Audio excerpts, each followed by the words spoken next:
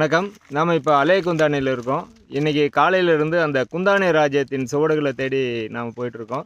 கிருஷ்ணகிரி அருங்காட்சியகம் மற்றும் கிருஷ்ணகிரி வரலாற்று ஆய்வு மற்றும் ஆவணப்படுத்தும் குழு இந்த ஆய்வில் இறங்கியிருக்கு. இப்போ பார்த்தீங்கன்னா அலைய குந்தானி ஊரினுடைய மேற்கு பக்கம் கங்கம்மா கோயில் பக்கம், அதாவது ஃபாரஸ்ட் ஏரியாவுக்கு கொஞ்சம் முன்னாடியாக ஒரு நிலத்தில் வெங்கடேசன் அவரோட நிலத்தில் வந்து ஒரு கல் இருக்குது. அந்த கல் ஒரு 4 அடி இருக்கும். அதில் வந்து ஒரு கல்வெட்டு இருக்குது. அந்த கல்வெட்டை பற்றி கிருஷ்ணகிரி அருங்காட்சியக காப்பாட்சியர் கோவிந்தராஜ் அவர்கள் இப்போ என்ன சொல்கிறாருன்னு பார்க்கலாம்.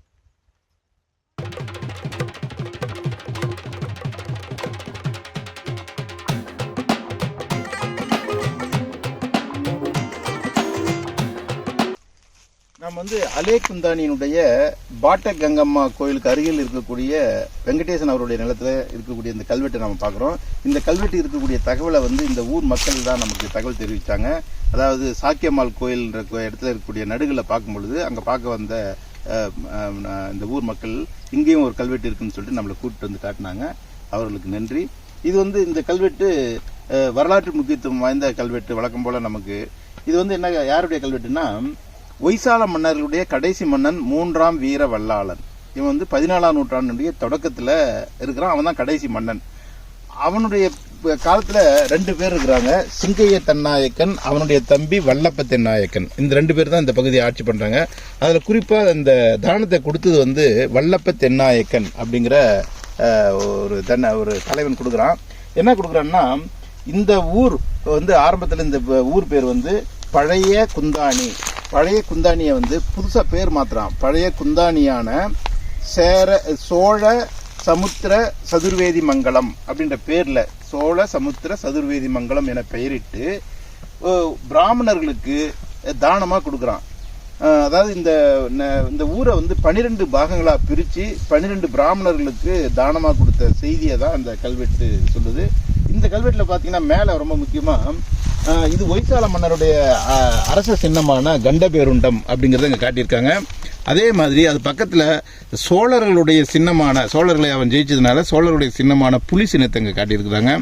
அதற்கு அடுத்ததாக சில மங்கள சின்னங்களாக குடை, கொடி, பூர்ண கும்பம், சூரியன், சந்திரன் என்ற போன்ற சின்னங்களையும் காட்டியிருக்கிறாங்க. ஆகவே இந்த குந்தானி ராஜ்யம்ன்றது ஆரம்ப காலத்திலேயே, அதாவது சுமார் 9-10ஆம் நூற்றாண்டு காலத்திலேயே இது வந்து குந்தானி என்ற பெயரில் இந்த ஊர் இருந்திருக்கிறது. அதற்கு பிறகு ஒரு 100 அல்லது 150 வருடங்கள் கழித்து அந்த சின்னக்குத்தூர் என்று சொல்லக்கூடிய அந்த பகுதியை குந்தானியாக அல்லது தலைநகராக மாற்றிய பொழுது அதற்கு தேவர் குந்தானி என்றும் இதற்கு பழைய குந்தானி என்று பெயர் வைத்திருக்கிறார்கள். இந்த வீர வல்லாளனுடைய காலத்திலேயே, அவனுடைய காலத்திலேயே இது வந்து பழைய குந்தானி என்ற பெயரில் அழைக்கப்பட்டிருக்கிறது. இந்த பழைய குந்தானி தான் இன்று கன்னடத்தில் ஹலே குந்தானி என்று அழைக்கப்படுகிறது. ஹலே என்றால் பழைய. ஆகவே பழைய குந்தானி என்பதே இன்று வழங்கப்படக்கூடிய பழைய பெயராகும். இது சுமார் 700 ஆண்டுகளுக்கு முன்பாகவே இதே பெயரால் அழைக்கப்பட்டது நமக்கு வரலாற்று சிறப்புமிக்க செய்தி.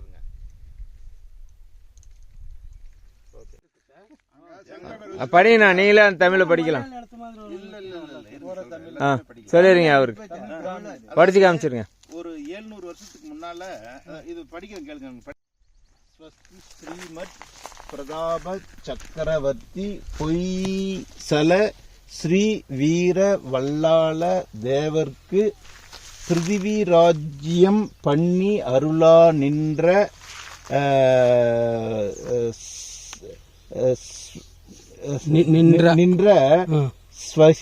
ஸ்வஸ்திஸ்ரீ மனு மகா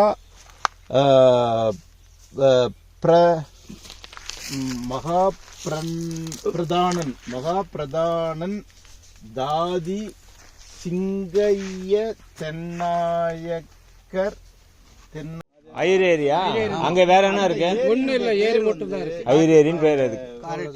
சமுத்திரம் அதுக்கு முன்னாடி ஒரு ஏரி இருக்கு, அது கணக்குல வராது. ஐரேரி தான் சொல்றாங்க. சோழ சமுத்திர சோழத்திற்கும் ஒரு பாகமா பிரிச்சு எல்லாம் பண்ணி கொடுத்துட்டாங்க. அவங்க என்ன பண்ணிருக்கிறாங்கன்னா, கொஞ்ச காலத்திலே ஒரு 50 ஒரு 2 தலைமுறை காலத்துக்குள்ள இந்த ஊர்ல இல்ல ரொம்ப ட்ரையா இருக்குன்னு சொல்லிட்டு விட்டுட்டு போயிட்டாங்க. போயிட்ட உடனே அவங்க வாழ்ந்தாங்க பாருங்க. அப்ப இந்த பேர் வந்து சோழ சதுர்வேதி மங்கலம். அதுக்கு முன்னால் இந்த பேரு பழைய குந்தாணி. நடுவுல வந்து இது மாதிரி இருந்தது. அவங்க போனதுக்கு அப்புறம் மீதி மக்கள் உங்களை மாதிரி நம்முடைய முன்னோர்கள் வந்து குடியேறப்ப மறுபடியும் பழைய குந்தாணின்ற பேர்லயே வாழ்ந்துட்டு இருந்தாங்க.